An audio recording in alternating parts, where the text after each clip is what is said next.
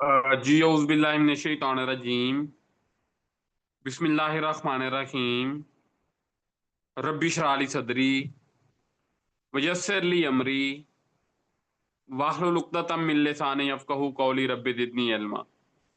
तो आज हम जो टॉपिक डिस्कस करने जा रहे हैं that is IBS, irritable bowel syndrome. तो irritable bowel syndrome is actually the psychological pathology of the intestine. तो अगर हम इंटेस्टाइन के अंदर देखें तो एक पूरा का पूरा नेटवर्क ऑफ प्लेक्सेस पड़ा हुआ है। इंटेस्टाइन की ना अगर हमें हिस्टोलॉजी थोड़ी सी पता है तो चाहे ईसोफेगस है या स्टमक है या डोडिनम है या जेजुनम है, इसके अंदर एक म्यूकोजा होती है, इनर मोस्ट लाइनिंग। म्यूकोजा के बाद एक फिर मस्कुलरस है, म्यूकोजा के नीचे एक सब म्यूकोजा है, फिर मस्कुलरस है और फिर सिरोजा या एडवेंटिशिया है। ये चार लेयर्स हैं इंटेस्टाइन की। अब ये है कि जो अपर पार्ट ऑफ इज़ोफेगस है उसके अंदर स्ट्रेटिफाइड स्क्वेमस एपिथेलियम है और म्यूकोजा के अंदर जो बेसिकली मसल्स हैं वो वोलेंट्री या स्केलेटल मसल्स हैं। इसी तरह लोअर पार्ट के अंदर वो जो म्यूकोजा बन जाती है वो specially abdominal part of the duodenum oesophagus के अंदर वो कन्वर्ट हो जाती है इनटू द सिंपल कलमनर। इसी तरह जो हमारी स्टमक है उसकी लाइनिंग सिंपल कलमनर है, इसी तरह डोडिनम की भी सिंपल कलमनर एपिथेलियम है। और फिर उसके बाद सब म्यूकोजा पड़ी है, मस्कुलरस पड़ी है। अब स्टमक के अंदर तीन लेयर्स हैं स्मूथ मसल्स की, एक एक्सटर्नल, एक इंटरनल और एक इन इन बिटवीन। जो बाकी पूरी की पूरी इंटेस्टाइन है उसमें दो लेयर हैं, एक इनर में स्मूथ मसल्स हैं, एक आउटर स्मूथ मसल्स हैं।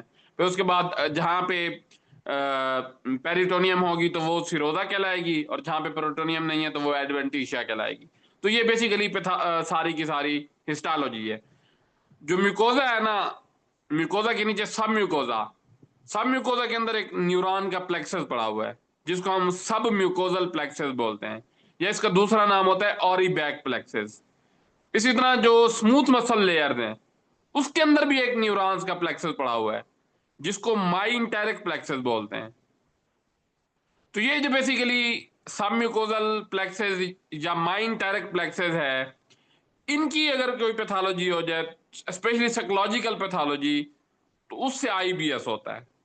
अब आईबीएस बेसिकली तीन तरह का होता है, एक कॉन्स्टिपेशन प्रीडोमिनेंट आईबीएस, एक डायरिया प्रीडोमिनेंट आईबीएस और एक मिक्स्ड टाइप। जो कॉन्स्टिपेशन प्रीडोमिनेंट आईबीएस के पेशेंट होंगे इनको कॉन्स्टिपेशन की हिस्ट्री होगी, यानी they will be feeling in difficulty in passing the stool. इनको बहुत डिफिकल्टी होती है इन पासिंग द स्टूल, लेकिन कोई सेकेंडरी पैथोलॉजी नहीं होती, कोई सेकेंडरी डिजीज नहीं होती। से फॉर एग्जांपल पेशेंट को हाइपोथायरायडिज्म है, उसके साथ कॉन्स्टिपेशन हो रही है, इंटेस्टाइनल ट्यूबरकुलोसिस उसके साथ कॉन्स्टिपेशन हो रही है। इसी तरह पेशेंट को कोई मलिग्नेंसी है, गट के अंदर कोई ट्यूमर है, कोई मैस है, कोई वर्म्स है, उसके साथ कॉन्स्टिपेशन हो रही है। तो वो तो डिफाइन है कि भाई कोई सेकेंडरी पैथोलॉजी है उसके साथ कॉन्स्टिपेशन पेशेंट को हो, या पेशेंट का लाइफस्टाइल इस तरह का है कि उसको कॉन्स्टिपेशन हो जाती है कि वो फाइबर ही नहीं खा रहा। तो बहुत दफा ना आपसे पेशेंट आके कहेंगे डॉक्टर साहब जब मैं चावल खाता हूं तो मुझे कॉन्स्टिपेशन हो जाती है, या जब मैं दाल खाता हूं मुझे कॉन्स्टिपेशन हो जाती है, या जब मेरा प्रॉफ आता है मुझे कॉन्स्टिपेशन हो जाती है, या कोई स्ट्रेस आ जाए मुझे कॉन्स्टिपेशन हो जाती है। और ये बहुत अरसा दराज से है। तो इनकी ना क्रॉनिकल हिस्ट्री होती है। पूरी दुनिया के अंदर 1/3 पॉपुलेशन को लाइफ के किसी न किसी टाइम पे आईबीएस हो जाता है। तो हिस्ट्री ऑफ क्रॉनिक कॉन्स्टिपेशन, और इसके साथ ये है कि आप उनसे पूछेंगे बुखार होता है कि नहीं, डॉक्टर साहब बुखार नहीं होता। और इनको ना अनएक्सप्लेन्ड पेन अब्डामिन होगा। इनकी एक टिपिकल टर्म होती है कि डॉक्टर साहब मेरा मैदे का गोला बनता है दिमाग पे चढ़ता है, मैदे की गैस बनती है दिमाग पे चढ़ती है। इस तरह की ना ये टर्म्स आपसे बोलेंगे, और ये यूजुअली फीमेल प्रीडोमिनेंट होती है।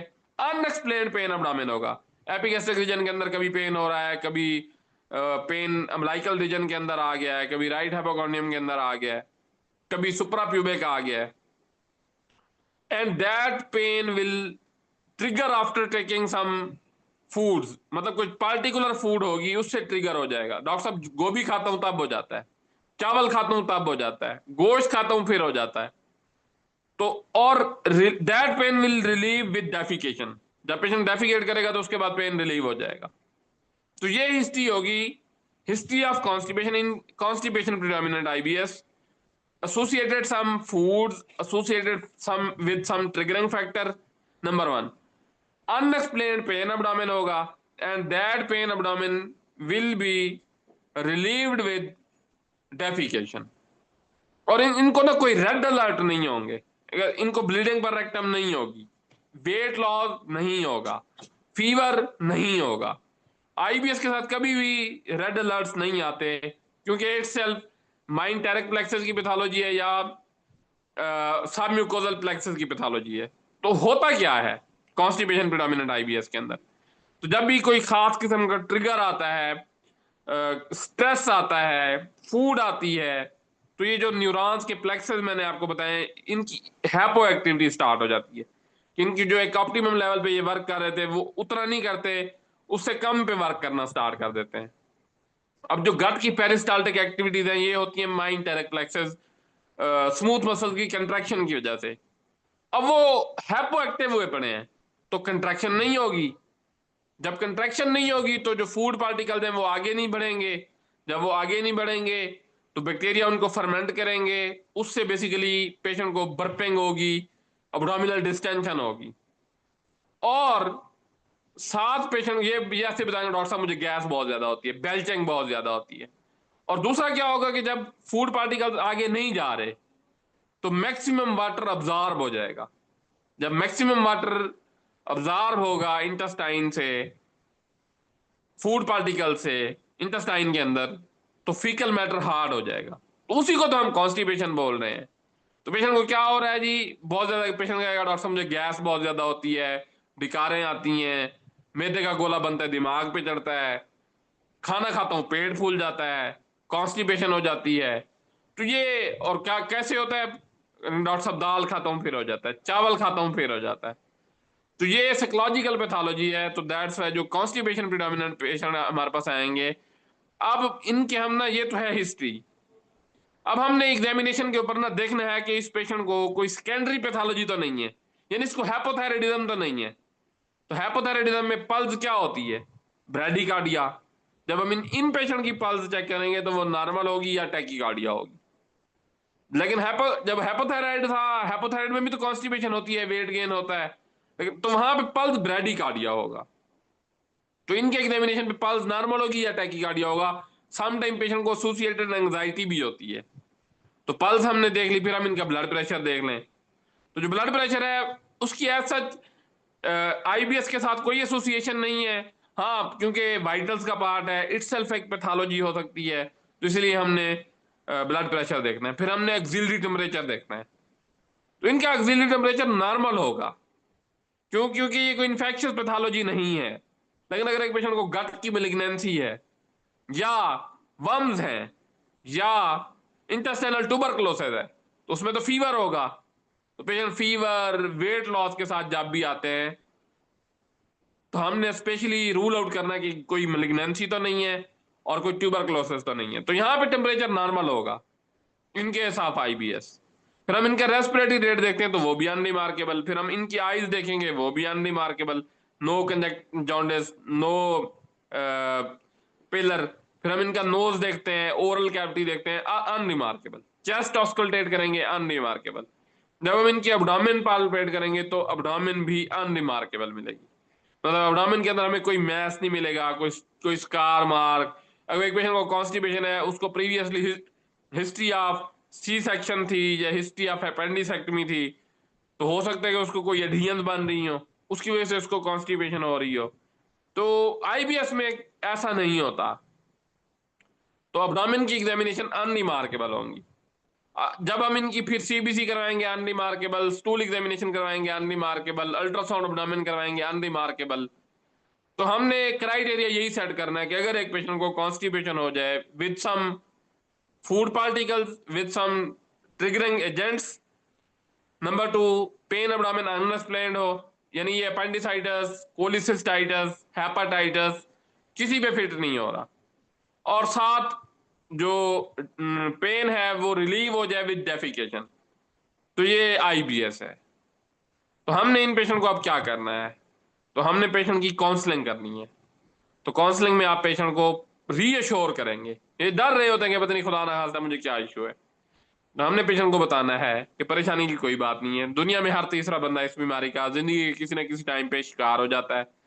तो जिन फूड पार्टिकल से ट्रिगर होता है ना, वो यूजुअली ये गोभी होती है, दाल होती है, बीफ होता है। तो आप जनरली ये अवॉइड करवाते हैं। तो हमने इनको बड़े का गोश्त, दाल और गोभी, आजकल क्योंकि मौसम अब आ रहा है तो ये आपने डिस्करेज करना है। अब खिलाना क्या है, तो आपने इनको सुबह दही के अंदर इसबगोल का छिलका खिलाएं। तो दही में ना बेसिकली प्रोबायोटिक्स हैं। तो pro one of the theory ये है कि जो माइक्रोबायोटा है वो डिस्टर्ब होता है, उसकी वजह से पेशेंट को कॉन्स्टिपेशन की वजह से हेडेक हो रहा होता है। तो हमने इनको प्रोबायोटिक्स खिलाने यानी दही खिलानी है, उसमें सब गोल का छिलका डालें। इसबगोल का छिलका बेसिकली बल्क फार्मिंग भी है और प्रोकेनेटिक भी है। तो इसमें ना मैंने कुछ थाउजेंड्स की तादाद में पेशेंट ट्रीट किए हैं। तो आपने आंखें बंद करके पेशेंट को इसबगोल का छिलका दही के साथ खिलाएं। एक चम्मच इसबगोल का छिलका हो, एक कप दही का हो, उसमें आपने कहना है कि छिलका डाल के रख दें, थोड़ी सी बर्फ डाल लें, सुबह नाश्ता आपने इसी से करना है। उसके साथ ये है कि आपने दोपहर के खाने और शाम के खाने से पहले इनको फ्रूट्स और वेजिटेबल का सैलेड खिलाना है। कोई मौसमी फल है, जैसे आजकल सेब है, बनाना है। अब ना ये एक मिथ है कि जो बनाना खाते हैं उससे ना कॉन्स्टिपेशन हो जाती है, हालांकि ऐसा कुछ नहीं है। तो banana is the rich source of potassium, और पोटाशियम इंटेस्टाइन की मोटिलिटी के लिए बड़ा हेल्पफुल है। लेकिन आपने खाने से पहले खिलाना है। तो आपने इनको दोपहर और शाम में कोकम्बर है, अमरूद है, अनार है, बीज समेत खिलाना है। और कितनी फाइबर चाहिए होता है, 10 ग्राम पर केजी बॉडी वेट, यानी अगर एक पेशेंट 70 केजी का है तो उसके 700 ग्राम बनते हैं। तो 350 mg दोपहर में और 350 mg शाम को। तो इसमें आपने अमरूद इनको बीज समेत खिलाने हैं, उसमें सेलुलोज होता है। अनार भी बीज समेत खिलाने हैं, सेब खिलाना है, इसी तरह आप केला खिला सकते हैं, पपीता खिला सकते हैं, खाने से पहले आप खिलाएंगे। और शाम को खाने के बाद आपने वॉक करवानी है। वॉक से स्ट्रेस भी रिलीव होगा, और दूसरा ये है कि इंटेस्टाइन की मोटिलिटी भी बेहतर हो जाती है। तो ये चीजें आपने अपने माइंड के अंदर बिठा देंगे, आपने इनकी कर देनी है काउंसलिंग।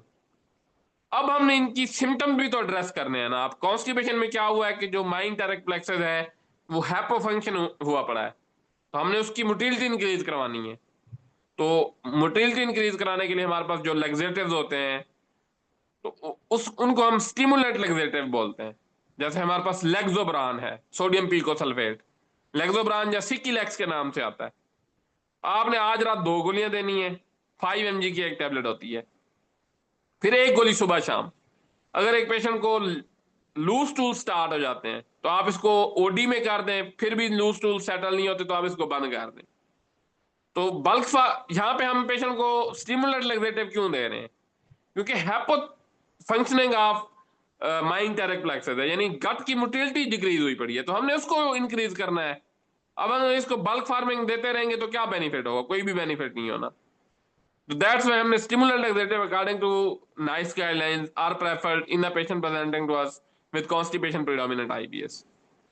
अब ये जो इनको पेन अब्डोमेन होता है, इसको भी तो हमने सॉर्ट आउट करना है। तो उसके लिए ना जो मिंट है, रायता आपने इनको खिलाना है मिंट का, पुदीना। तो आप इनको मिंट का रायता दोपहर में इस्तेमाल करवाएं, उसका भी रोल है। और हमारे पास एक टैबलेट आती है कोलोफैक के नाम से, ये मिबिविरीन है इसके अंदर। तो 135 mg सुबह नाश्ते से पहले और 135 mg शाम को खाने से पहले। तो टैबलेट कोलोफैक या स्पास्टर न्यू।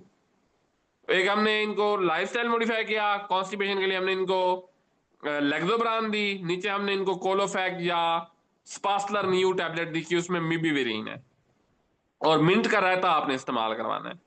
और साथ आप इन पेशेंट्स को, अगर इन इन मेडिसिन को पेशेंट रिस्पॉन्ड नहीं करता तो 6 to 12 वीक्स के लिए हम ट्राईसाइक्लिक एंटी डिप्रेशन का ट्रायल भी दे सकते हैं। लेकिन आपके पेशेंट को अगर कॉन्स्टिपेशन है, कॉन्स्टिपेशन विद आईबीएस है, आप जस्ट 1 वीक उसको दही खिलाएं, सुबह निहार मुंह सब बोल के छिलके के साथ, और दोपहर में मिंट का रहता इस्तेमाल करवाएं। आप 1 वीक के बाद देखेंगे पेशेंट बिल्कुल ठीक होगा।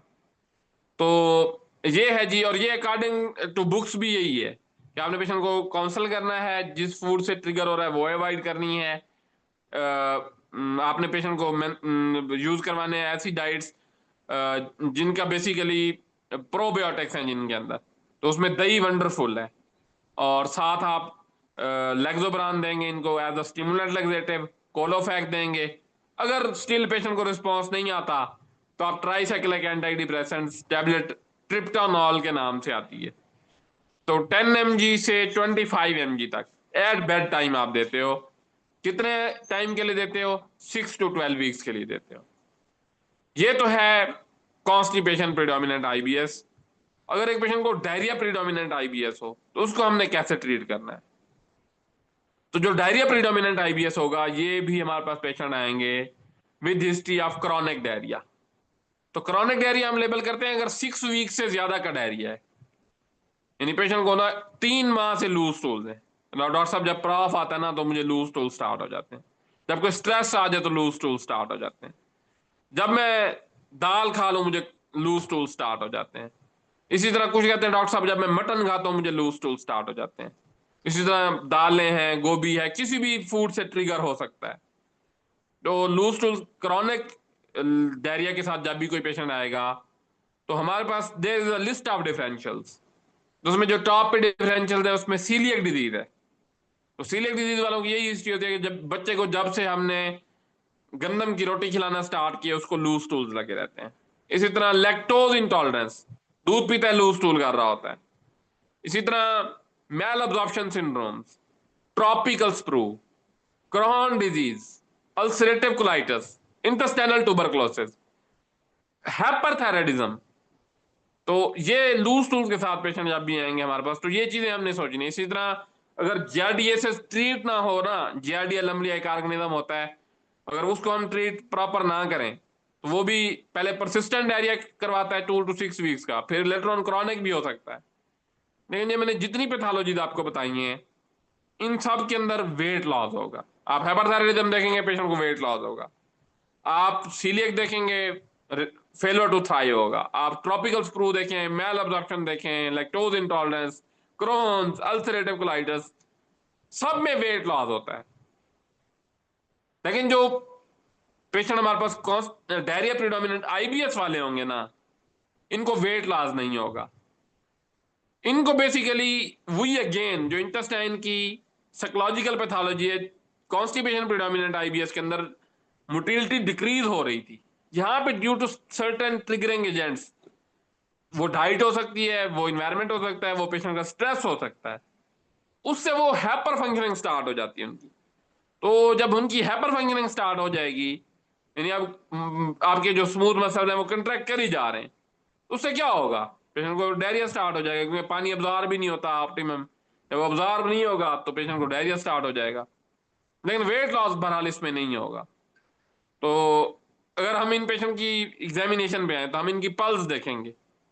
तो पल्स इसके साथ ये है कि वैसे टैकीकार्डिया हो सकता है, लेकिन ये टैकीकार्डिया ड्यू टू फीवर नहीं होगा। जैसे फीवर के साथ टैकीकार्डिया होता है, एंग्जाइटी के साथ होता है, हाइपरथायराइडिज्म के साथ टैकीकार्डिया होता है। तो खैर हमने पल्स देखनी है। फिर हम इनका ब्लड प्रेशर देखेंगे। इनका ब्लड प्रेशर वाइटल्स का पार्ट है। अगर पेशेंट को बहुत ज्यादा डायरिया स्टार्ट हो रहा है तो उसको हाइपोटेंशन में जाने के चांसेस होते हैं। फिर हम इनका ऑक्सिलरी टेम्परेचर देखें, तो यहाँ पे टेम्परेचर नॉर्मल होगा। अगर टेम्परेचर पेशेंट का एलिवेटेड आता है तो हम फिर इन्फेक्शियस पैथोलॉजीज, मलिग्नेंसीज, स्पेशली पेशेंट की हम सोचेंगे कि इसको क्रोहन्स तो नहीं है, अल्सरेटिव कोलाइटिस तो नहीं है।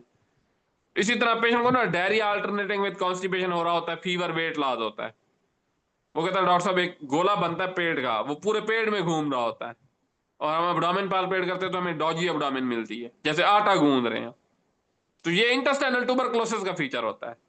तो डायरिया अल्टरनेटिंग विद कॉन्स्टिपेशन और फीवर, वेट लॉस, तो इंटेस्टाइनल ट्यूबरकुलोसिस हो सकती है। तो एनीवे जो आईबीएस है उसमें ऐसे कोई फीचर नहीं होगा।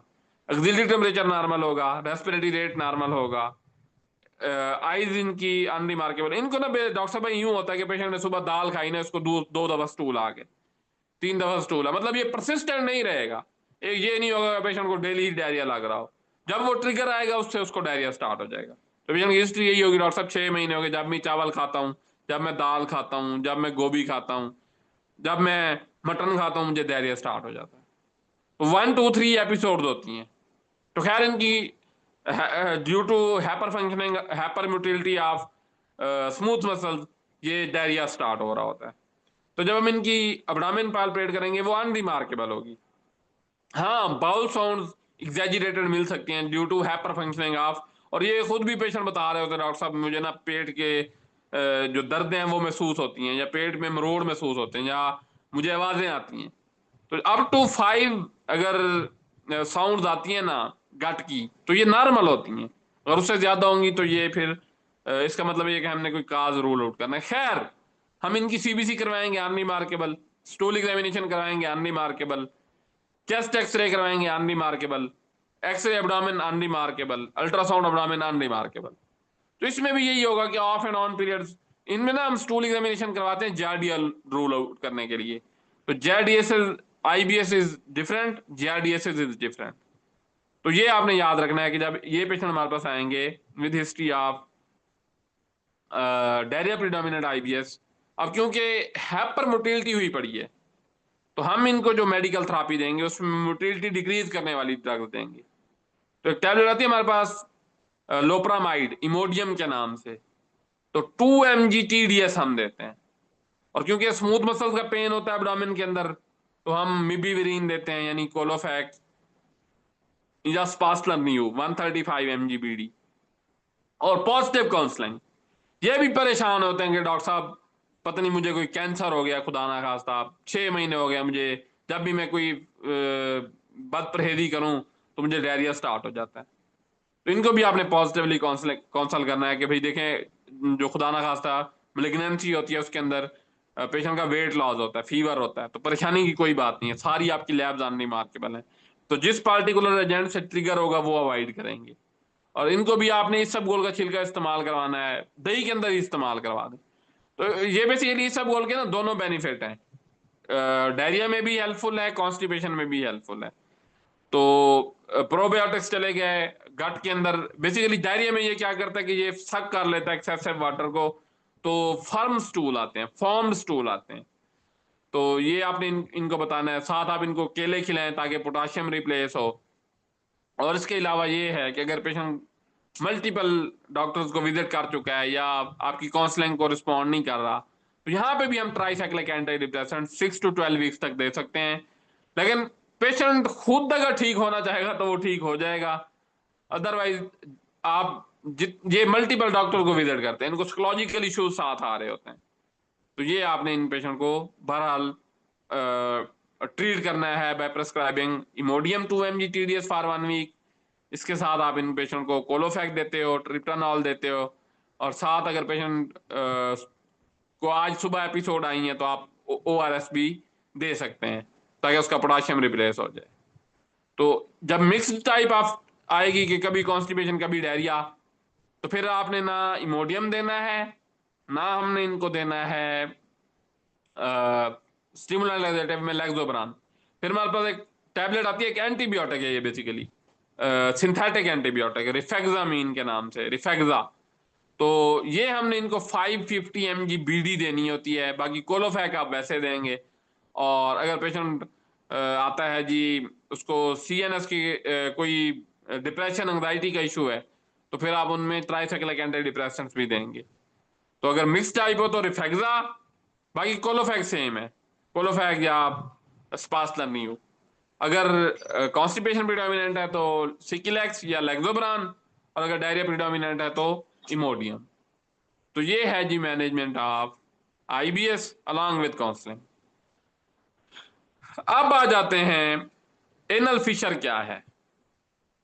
तो जो एनल फिशर है ये कॉन्स्टिपेशन के बाद पेशेंट को डेवलप होता है। Anal fissure by definition mean is a longitudinal tear, ये 2 वीक्स देते हैं rifaximin, is a longitudinal tear in the wall of anal mucosa due to hard faecal matter.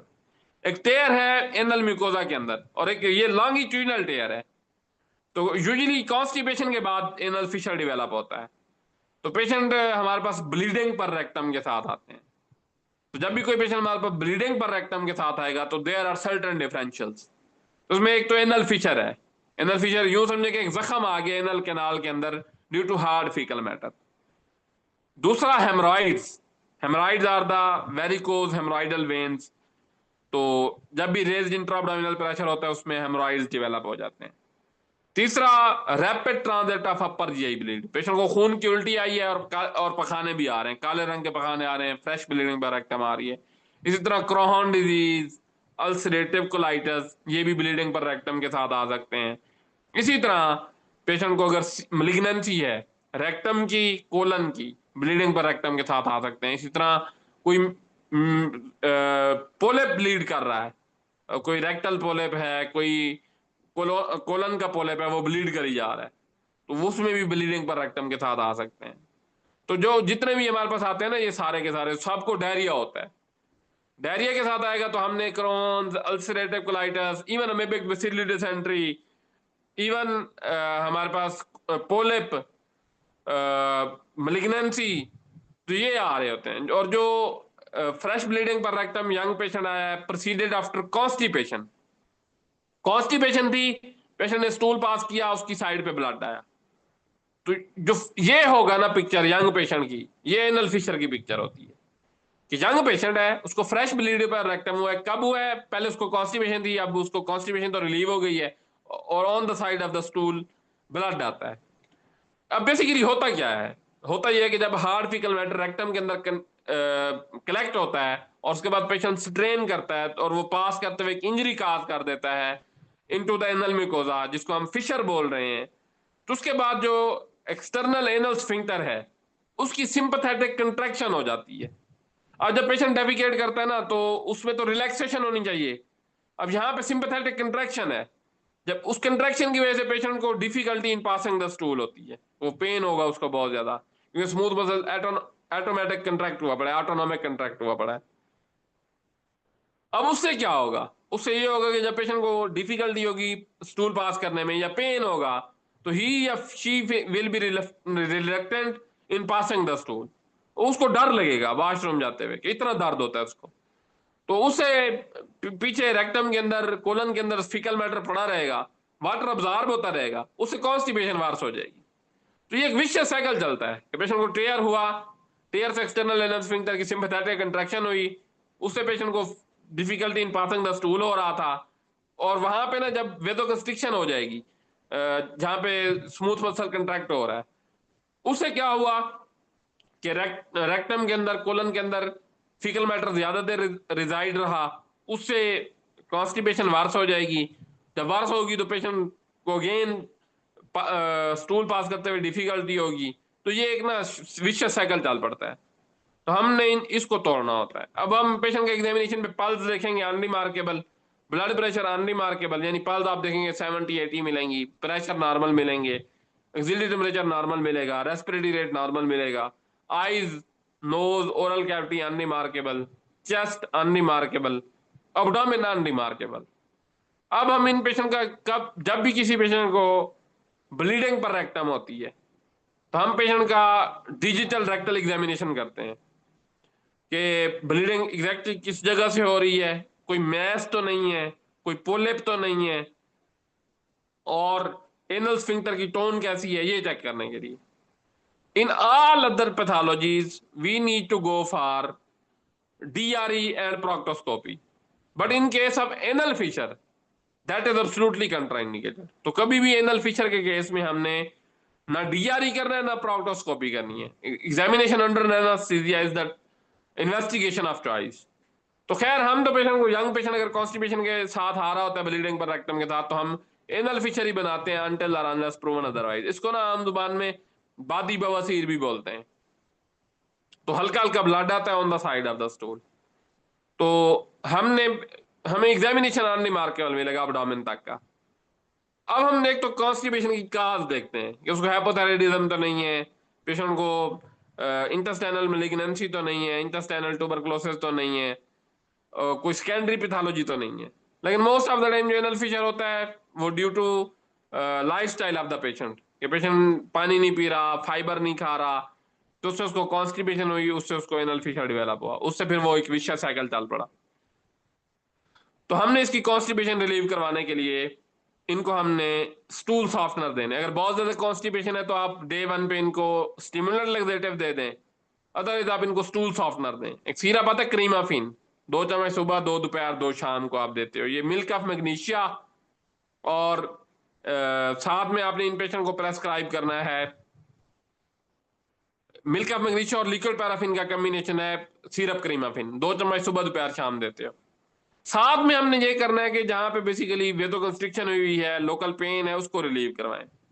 तो उसके लिए हम इन पेशेंट को प्रेस्क्राइब करते हैं GTN cream, that is glyceryl trinitrate, that is the vasodilator, rather venodilator. तो जीटीएन क्रीम के साथ हम मिक्स करते हैं जाइलोइड ऑइंटमेंट। ये एक्स से है, X Y gel O L O A I D. तो Xyloid ointment is lignocaine, that is a local anaesthetic. तो हम जीटीएन क्रीम के साथ जाइलोइड ऑइंटमेंट को मिक्स करते हैं और सुबह शाम पेशेंट को आपने पर रेक्टल अप्लाई करवाना है। उससे क्या होगा कि एक तो एनेस्थाइज हो जाएगा rectal area due to Xyloid, that is a lignocaine, that is a local anaesthetic. तो पेशेंट को स्टूल पास करते हुए पेन नहीं होगा। दूसरा, जीटीएन इज अ वेजोडाइलेटर। तो जो वहां पे वेजो कंस्ट्रिक्शन हुई थी जिससे इंजरी हील नहीं हो रही, तो वेजो डायलेटेशन हो जाएगी, तो ब्लड फ्लो बेहतर हो जाएगा एनल कैनाल का, उससे पेशेंट की इंजरी जल्दी हील होगी, यानी जख्म जल्दी भरेगा। तो हमने क्रीमाफिन दिया, हमने GTN with xyloid ointment mix की, और साथ हम इन पेशेंट को लाइफ स्टाइल मॉडिफाई करवाएंगे। तो लाइफ स्टाइल मॉडिफिकेशन में आप इन पेशेंट को बताएं कि आपने मरच मसाले नहीं खाने। अब देखें, एक पेशेंट को जख्म है, उसके ऊपर आप नमक छिड़क रहे हैं या मिर्चें डाल रहे हैं, तो वो उसको पेन वर्स हो जाएगा। अब ये जो रेड चिलीज होती हैं, ये अब्जॉर्ब नहीं होती। जब इंटेस्टाइन में अब्जॉर्ब नहीं होंगी, तो ऑब्वियसली उन्होंने डेफिकेशन के थ्रू बॉडी से रिमूव होना है। तो जब वो फिशर पे पहुंचेंगी ना, तो वहां पे पेशेंट को पेन हो रहा होगा, बहुत जलन महसूस होती है। और ओरल पेन किलर भी हम इनको प्रेस्क्राइब करते हैं, टैबलेट डाइक्लो या निम्जोलाइड या बोरन 50 mg बीडी आप देते हो। डाइक्लो देंगे तो डाइक्लोफिनेक सोडियम में 50 mg सुबह, 50 mg शाम को।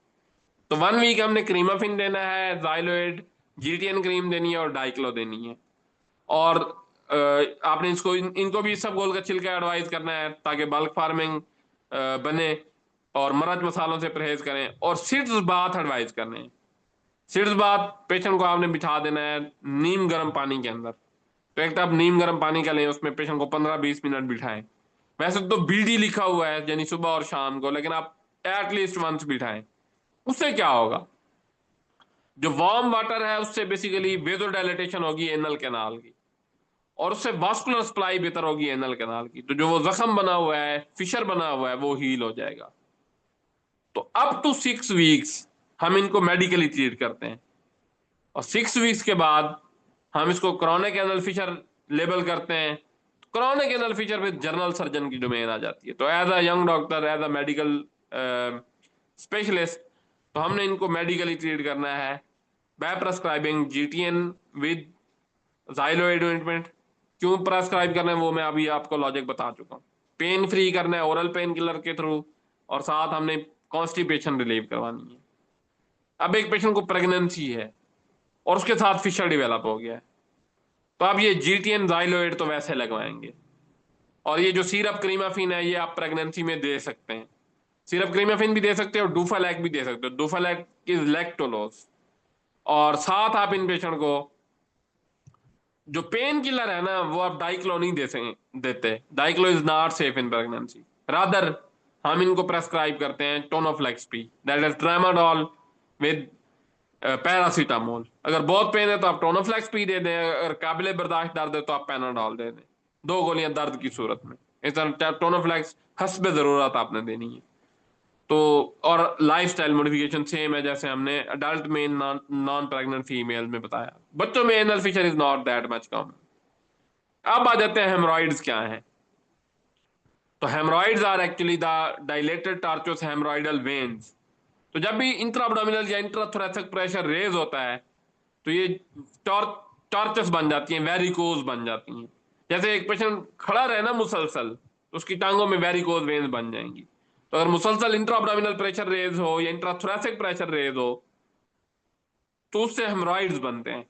पेशेंट को कॉन्स्टिपेशन है, ब्रोंकियल एस्मा, सीओपीडी है, मुसलसल खांस रहा है, या प्रेगनेंसी है, या एसाइटीज हैं, तो उससे क्या होगा, उससे पेशेंट को हेमराइडल वेन्स डायलेट हो जाएंगी। तो पेशेंट जब स्ट्रेन करेगा, बार बार मुसलसल उसको 2 महीने, 3 महीने, 6 महीने से कॉन्स्टिपेशन चल रही है, काज कोई भी हो सकती है, इंट्राअब्डोमिनल प्रेशर, प्रेगनेंसी हुई हुई है, या एसआईटी हुई हुई है, तो या intrathoracic pressure, bronchial ESMA, COPD है, उसके खास खास के उस पेशेंट को ना इंट्राथोरेसिक प्रेशर रेज हो रहा है।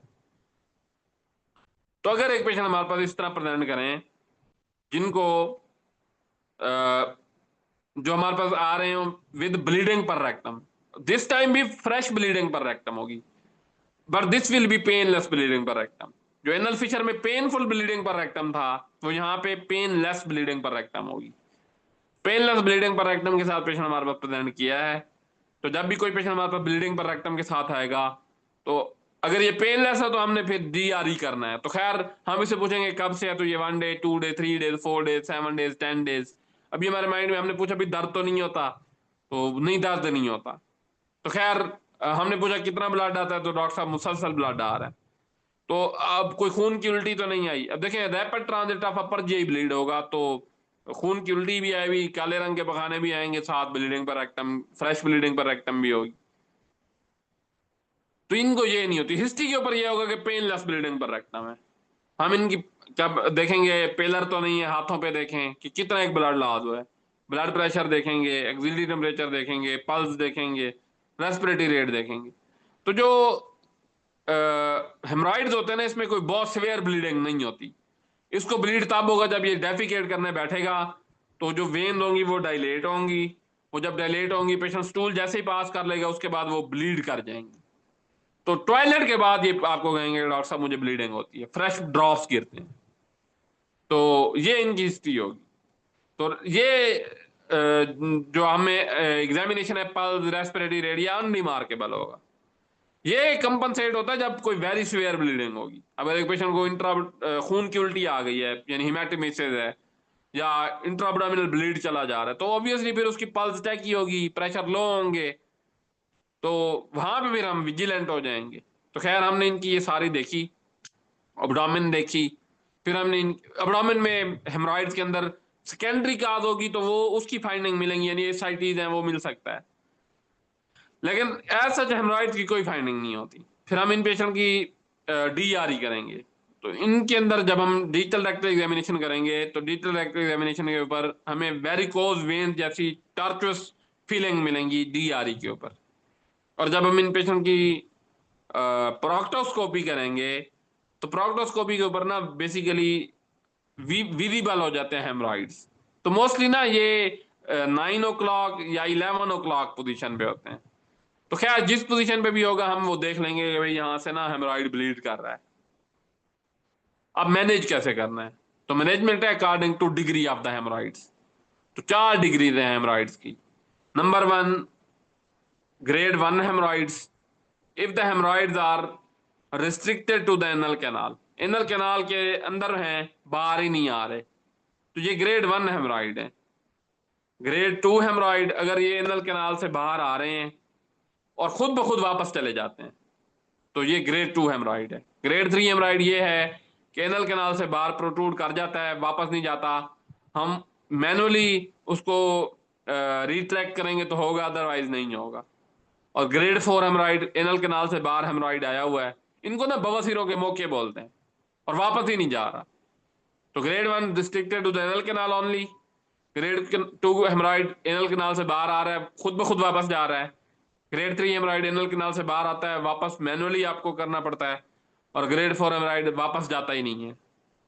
तो जो grade 1 हेमराइड है वो मेडिकली ट्रीट होता है। जो grade 2 हेमराइड है उसकी हम रबर बैंड लाइगेशन करते हैं, सॉरी इंजेक्शन स्क्लेरोथेरेपी करते हैं। grade 3 हेमराइड्स की रबर बैंड लाइगेशन करते हैं।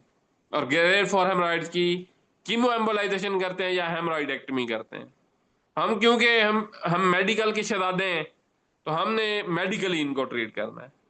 तो हम सबसे पहले इसकी ब्लीडिंग अरेस्ट करवाते हैं। तो उसके लिए आप इन पेशेंट को प्लेबुलाइट एम लगाएं, ताकि जो थोड़ा बहुत उसको फ्लूइड लॉस हुआ है वो रिप्लेस हो जाए। और इंजेक्शन ट्रांजामीन, ये आप 500 mg लगाते हो इन 100 ml नॉर्मल स्लाइन। तो ट्रांजामीन हमने इनको लगाया। अब यही हमने इनको मेडिसिन डिस्चार्ज भी लिखनी है, tablet Transamin 500 mg BD for 1 week. साथ हमने इन पेशेंट को लिखने हैं ऐसे सेमी सिंथेटिक कंपाउंड हैं जो वेरिकोज वेन्स में भी मेडिकली आप इनिशियल ट्रायल के तौर पे दे सकते हैं अप टू 4 to 6 वीक्स। तो खैर यहाँ पे हम देते हैं 1 महीने के लिए। कैप्सूल आता है डॉक्सियम 500 mg सुबह और 500 mg शाम 4 वीक्स। कैप्सूल आता है डेफ्लॉन, ये भी 500 mg का होता है। ये आप पहले 3 दिन, 3 सुबह 3 दोपहर 3 शाम को देते हो, फिर अगले 3 दिन 2 सुबह 2 दोपहर 2 शाम को देते हो, और फिर अगले 21-22 दिन आप एक कैप्सूल सुबह एक शाम को देते हो। तो डॉक्सियम डेफ्लॉन ग्रेड 1 हेमराइड्स के अंदर आप एज ए मेडिकल थेरेपी दे सकते हैं। ब्लीडिंग रश कराने के लिए आपने वही पेशेंट को ट्रांजामीन देनी है फॉर 5 डेज 500 mg बीडी, और साथ आप इन पेशेंट को प्रेस्क्राइब करते हो। अगर पेशेंट को कॉन्स्टिपेशन की वजह से हेमराइड डेवलप हो रहे हैं तो आपने वही सिरप क्रीमाफिन 2 चम्मच सुबह 2 दोपहर 2 शाम। तो जब भी पेशेंट बैठेगा तो उसको कहें आप नीचे नरम तकिया ले लें, मुसलसल कुर्सी पे ना बैठें, वो वही पूलिंग ऑफ ब्लड हो जाएगी, हेमराइड्स डायलेट करते रहेंगे, ठीक नहीं होगा पेशेंट। वॉक करें, मरच मसालों से परहेज करें, कब्ज ना होने दें, और इसके साथ आप इन पेशेंट को बल्क फार्मिंग देंगे। आप इसबगोल का छिलका इनको भी दही में इस्तेमाल करा सकते हो। तो प्रेगनेंसी के अंदर सेम है medicine. Capsule Doxium 500 mg BD for 4 weeks. Capsule Daflon 500 mg पहले 3 दिन सुबह दोपहर शाम आप देते हो, 3-3-3, अगले 3 दिन 2-2-2, और फिर अगले 21-22 दिन, ये टोटल 28 डेज बन जाएंगे। एक कैप्सूल सुबह एक शाम को। ट्रानामीन देंगे, पेशेंट को कॉन्स्टिपेशन है तो क्रीमाफिन देंगे। क्रीमाफिन इज एक्चुअली ये है बेसिकली, इससे ना डायरिया नहीं होता। जो डूफालैक है ना या लेग्जोब्रान है, उससे डायरिया हो जाता है, क्योंकि वो डूफालैक बल्क फार्मिंग है और लेग्जोब्रान स्टिमुलेंट लेग्जेटिव है। तो Cremaffin is basically the stool softener, stool soft कर देगा, पेशेंट को स्टूल पास करते हुए डिफिकल्टी नहीं होगी। तो 2 चम्मच सुबह 2 दोपहर 2 शाम। इसमें लिक्विड पैराफिन है और मिल्क ऑफ मैग्नीशिया है। तो ये है जी management of haemorrhoids, grade 1 haemorrhoids. तो कोई क्वेश्चन पूछना है तो वो पूछ लें।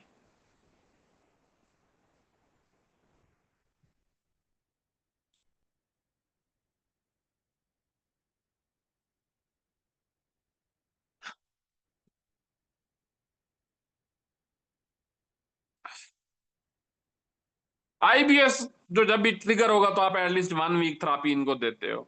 जीटीएन वेदोडाइलेटर है नो डाउट, लेकिन हम इसको सुबह शाम रेगुलर अप्लाई कर रहे होते हैं ना।